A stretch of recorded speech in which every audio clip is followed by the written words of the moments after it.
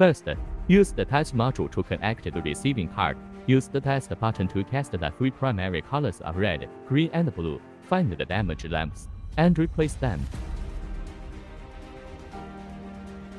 Use a constant temperature soldering iron to install the tip of the soldering iron and set the temperature to about 300 degrees Celsius. First, clean the excess pin slug on the soldering iron head.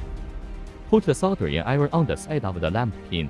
Add a small amount of solder wire to the soldering iron head. Slide the soldering iron left and right so that the two pins on one side of the lamp are fully covered with solder. After the solder melts, gently lift one side of the lamp with a soldering iron. Note: do not use too much force here. Excessive force will cause the copper spin of the substrate to lift or fall off. In the same way, add a small amount of solder to the other side of the lamp. Slide the soldering iron left and right at the lamp foot a few times so that the lamp foot is fully covered with solder, and gently remove the other side with the soldering iron, and remove it in the same way all bad lamps.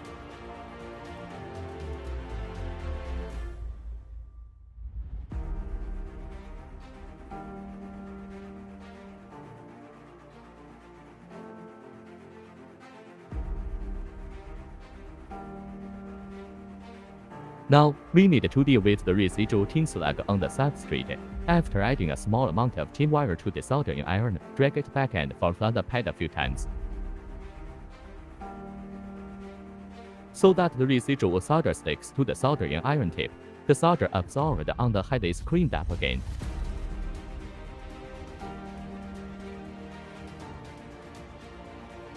Repeat these actions to clean up the residual tin slag on all the pads.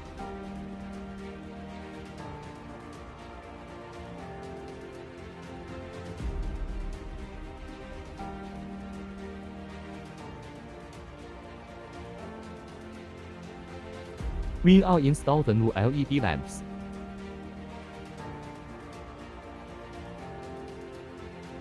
We first need to find the direction and polarity of the lamp, because the lamp cannot be lit normally if the direction is wrong. After finding the direction, use tweezers to clamp the lamp and place it in the corresponding position. Pay attention to the strength of the clamping, and do not use too much force, otherwise the LED lamp may be damaged.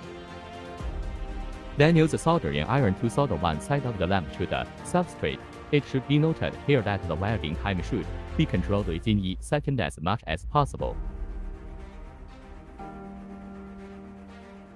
After the lamp is welded, remove the tweezers and place the tweezers on the top of the lamp and press lightly. Solder the other side.